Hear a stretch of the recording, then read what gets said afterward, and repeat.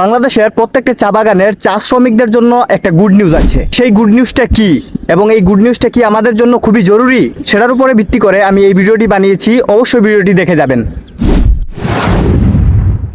নমস্কার চা বাগানের সম্মানিত দাদা এবং দিদিরা, আমি কৌশিক, ক্লিপডন চা বাগান থেকে একজন বাগানি ছেলে।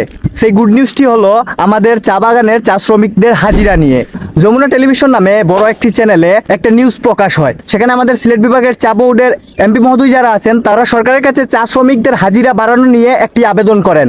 শুধু কি আবেদন করলেই হবে নাকি সেটা বাস্তবায়ন করতে হবে? কিন্তু কেন বাস্তবায়ন করতে হবে সেটা নিয়ে একটু পরে বলছি। যখন আমি ওই ভিডিওটির কমেন্টে গেলাম, সেখানে চা বাগানেরই একজন কমেন্ট করেছে যে তাদের হাজিরা কেন বাড়ানো হবে, তারা তো চা বাগান থেকে আরো অনেক কিছু সুযোগ সুবিধা পেয়ে থাকে, যেমন ফ্রি চিকিৎসা, সরকারি স্কুল, সরকারি ঘর এবং রেশন। এত কিছু পাওয়ার পরে আমরা কেন হাজিরা বাড়ানো নিয়ে দাবি করি? আরে ভাই, সেটা তো আমাদের প্রাপ্য নাকি? এগুলো এখন থেকে না, পূর্ব যুগ থেকেই চা শ্রমিকদের দেওয়া হয়। এখন আসি হাজিরার বিষয় নিয়ে। আপনারা সবাই জানেন আমাদের চা বাগানের হাজিরা একবারই কম, 170 টাকা। 70 টাকা পুরোটা সপ্তাহে কাজ করলে 12 থেকে 1300 টাকা হয় এবং পুরোটা মাস কাজ করলে এই 3.5 থেকে 4000 টাকা হয়। এখন আপনারাই বলেন, এই অল্প টাকা দিয়ে উন্নত হওয়া কি সহজ? বাইরের লোক যখন আমাদের বাগানে আসে এবং আমাদের বাগানের ঘরগুলো দেখে, তখন তারা বলে এরা বাগানের মানুষ বাগানেই থেকে যাবে। তখন সেই কথাগুলো শুনলে তো আমাদের কলিজায় লাগে। এন্ড আপনারাই বলেন, এত কম টাকায় উন্নত হওয়া কি পসিবল? কিভাবে উন্নত হবো ভাই? যদিও কোনো শ্রমিক তার মজুরি টাকা দিয়ে একটা সঞ্চয় জমায়, তখন সেই সঞ্চয় দিয়ে সে কি পাকার ঘর করবে, নাকি মেয়ের বিয়ে দিবে, নাকি ছেলে মেয়ের লেখাপড়ার খরচ করবে, নাকি উন্নত হবে? আপনারাই বলেন।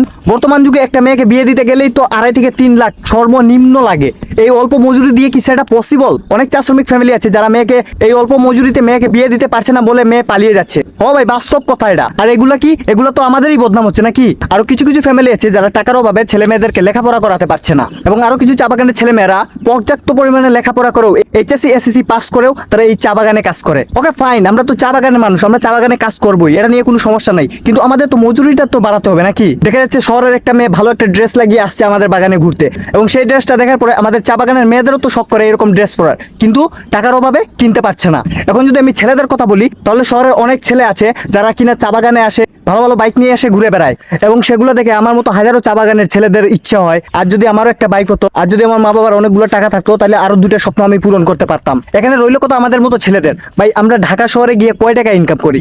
সকাল 8টা থেকে রাত 8টা পর্যন্ত 12 ঘন্টা ডিউটি করলে 14 থেকে 15,000 টাকা অ্যাচিভ করা যায়, এবং সেই টাকা দিয়ে রুম ভাড়া দেও, খাবারের খরচ দেও, পার্সোনাল খরচের পরে কয় টাকা বাঁচে? এই 3-4 হাজার টাকা, 5,000 টাকা বাঁচে। আর এই টাকাগুলো বাসায় পাঠানো হয়, এবং সেই টাকাগুলো বাসায় পাঠানোর পর দেখবেন একটা না একটা বিপদ চলেই আসছে। তাহলে বলেন, আমরা উন্নত হবো কোন দিক দিয়ে? রইল কথা মেয়ের। এখন যদি একটা চা বাগানের মেয়েকে ঢাকা শহরে জব করার জন্য পাঠানো হয়, তখন দেখবেন ম্যাক্সিমাম মেয়েদের চরিত্রই সমস্যা হয়ে যায়। কি যে ও ঢাকা শহরে কাজ করে, কেউ ওরে বিয়ে করবো না, ওর চরিত্রই সমস্যা। তো আপনারা বুঝতে পারছেন, এইগুলো স্যাক্রিফাইস করতে হয় আমাদের চা বাগানের মানুষদের। এই যে এইগুলো বিষয়গুলো আছে না, এগুলো নিয়ে হলো হাজিরা বাড়ানোটা অনেক জরুরি। সো প্লিজ, আপনারা যারা বলেছেন যে চা শ্রমিকের মজুরিটা বাড়িয়ে দিবেন, সেটা আমরা চা বাগানের লোক দাবি করছি।